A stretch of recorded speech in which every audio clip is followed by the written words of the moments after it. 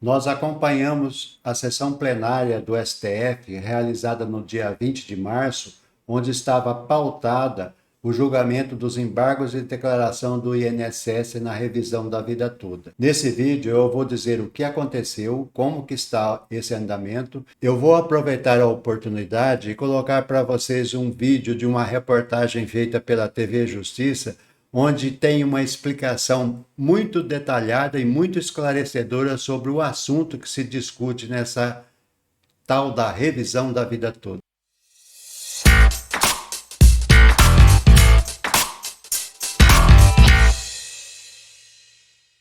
Bom, pessoal, hoje é dia 20 de março, são exatamente 17 horas nesse momento.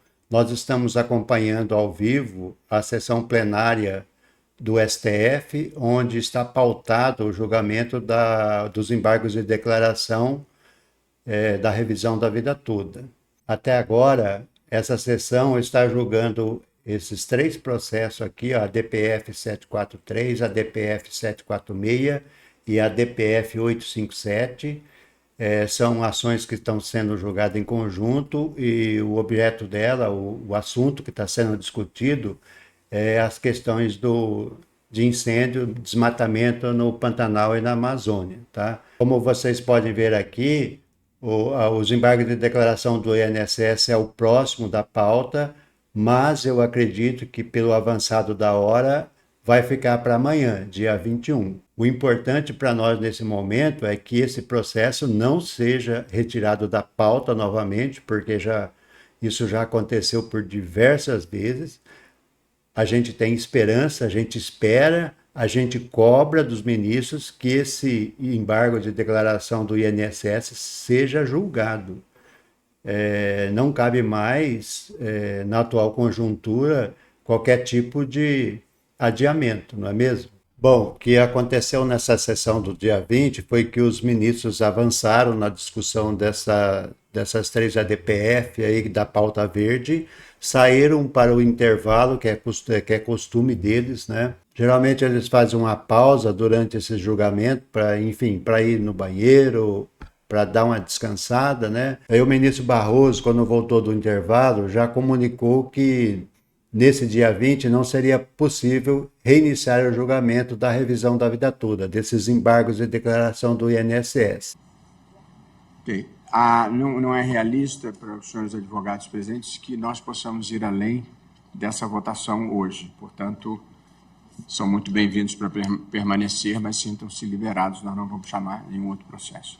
Os ministros do STF não conseguiram retomar a votação dos embargos de declaração do INSS na revisão da vida toda. Mas o importante é que o julgamento é o próximo da pauta. Como não deu tempo de ser julgado hoje, no dia 20, é certeza que o julgamento acontecerá no dia 21 de junho, porque ele continua na pauta do plenário físico. Vamos acompanhar com calma, com tranquilidade, mas ao mesmo tempo vamos exigir que o STF julgue essa causa de uma vez por todas. Afinal de contas, nós temos milhares de processos parados na Justiça esperando a definição nesse julgamento. Veja a seguir uma matéria preparada pela TV Justiça que explica muito bem o tamanho do prejuízo dos segurados que se aposentaram pela regra de transição e que não tiveram as suas contribuições anteriores a julho de 94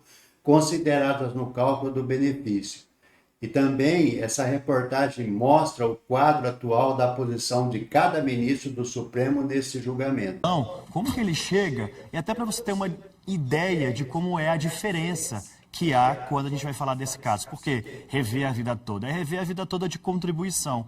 Se isso muda ou não o valor da aposentadoria. E por isso chama muita atenção, desperta a atenção nacional para esse julgamento. Então vamos lá. A gente tem aqui no telão o seguinte: o caso concreto desse julgamento diz respeito a um homem que contribuiu para a Previdência por 28 anos, de 1976 até 2003. Então separamos aqui os dois cenários da aposentadoria. Então, pela regra definitiva, o benefício que ele ia ter à época seria de R$ 1.823. Só que em 99 teve a reforma da Previdência. e esse homem entra na regra de transição. Olha a aposentadoria dele, para quanto que vai? Vai para 1.493. Então, se antes, pela regra anterior, ele tinha 1.823 de aposentadoria, pela regra de transição, cai mais de R$300 a aposentadoria dele. Então, aqui os ministros vão discutir, na verdade já discutiram, como que deve ser feito esse cálculo. Deve levar em consideração toda a contribuição que esse servidor, que essa pessoa, não servidor necessariamente, esse cidadão fez à Previdência, ao INSS durante a vida toda, ou só a partir de 94, ali já dos efeitos do plano real? Karina, essa é a discussão principal que a gente está tendo, porque já foi decidida pelos ministros. Olha, é a vida toda, mas a partir de quando? Como que isso vai ser pago? Essas são as interrogações que persistem, né? Exatamente. Olha só, Daniel, os ministros disseram que aquelas pessoas que se aposentaram entre 99 até 2019, que é a data dessa última reforma da Previdência, teriam o direito de optar pela regra que lhe fosse mais favorável. Ou essa regra de transição, em que o INSS somente computava para estabelecer o valor daquela aposentadoria, daquele benefício mensal, aquelas contribuições feitas a partir de julho de 96, ou se a regra definitiva em que se consideram, todas as contribuições feitas durante a vida toda, estabelecendo a regra permanente, que é o cálculo de 80%, levando-se em consideração as contribuições de antes de 96 e de depois de 96.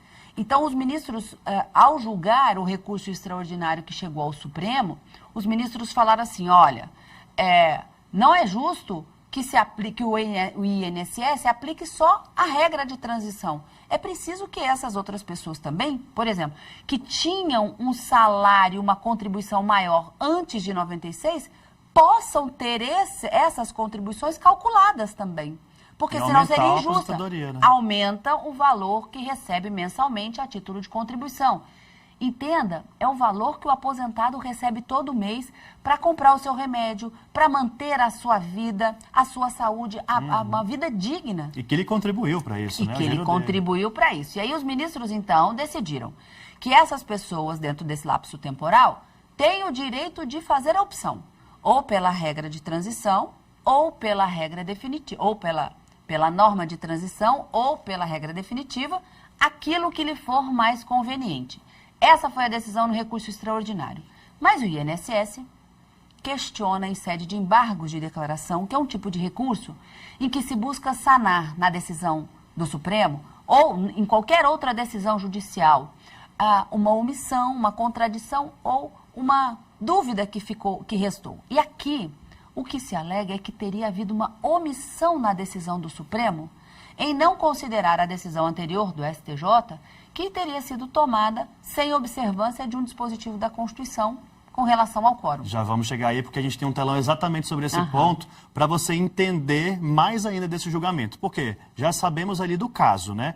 Do homem, como que fica a questão do benefício, da aposentadoria. Agora, os ministros têm alguns posicionamentos já tomados até o momento sobre esse assunto. Então, vamos explicar para você o que está delineado até o momento. São 3 correntes.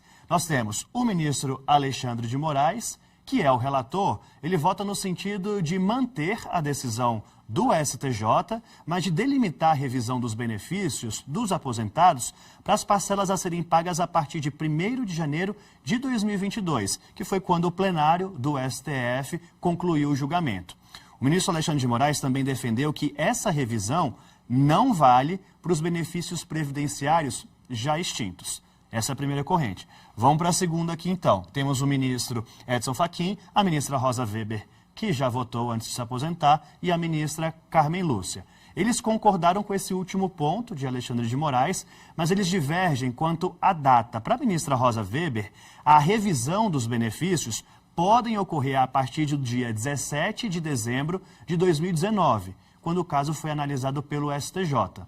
E aí a ministra Rosa ganha o aval aqui, o adendo dos ministros Edson Fachin e Carmen Lúcia. Vamos para a terceira corrente aqui, que foi aberta pelo ministro Cristiano Zanin. Ele defende o seguinte, que a decisão seja anulada e que o processo volte para o STJ, para o Superior Tribunal de Justiça. Por quê, Daniel? Porque, segundo o Zanin, a decisão do STJ não respeitou a uma regra constitucional. Que regra é essa? Aquela que determina que a declaração de inconstitucionalidade de uma lei, ela só pode ser tomada se for pela maioria absoluta dos membros da Corte. O que, segundo o ministro Zanin, não aconteceu lá no STJ. Então, teria que voltar para lá por causa disso. E, nesse ponto, ele foi acompanhado pelos ministros Dias Toffoli e Luiz Roberto Barroso.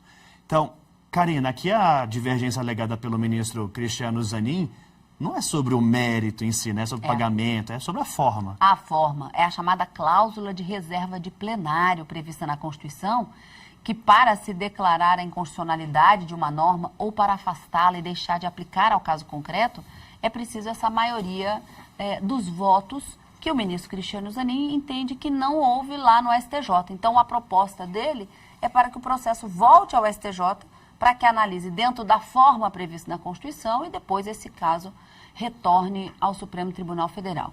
Mas, Daniel, uma coisa interessante que a gente pode falar aqui nesse julgamento é que, embora a gente tenha essas três correntes que você muito bem explicou, esse julgamento ele estava no plenário virtual e, por um pedido de destaque do próprio relator, acaba vindo para o plenário físico. Começa do zero? Aí começa do zero.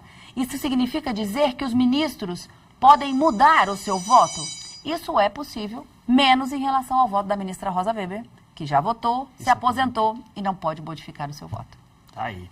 Ó, daqui a pouquinho temos os ministros, então, retomando o assunto pauta verde, já que o ministro André Mendonça apresentou o voto já na última sessão. Hoje tivemos o voto do ministro Cristiano Zanin e também do ministro Nunes Marques. E eu falei que era o ministro André Mendonça que ia voltar voltando. Não, gente, é o ministro Alexandre de Moraes. Peço desculpas por isso, mas é a expectativa agora, os ministros já posicionados, e nós acompanhamos ao vivo, direto do plenário. Renovo meus votos de boa tarde, podemos sentar. Até mais e obrigado por assistir.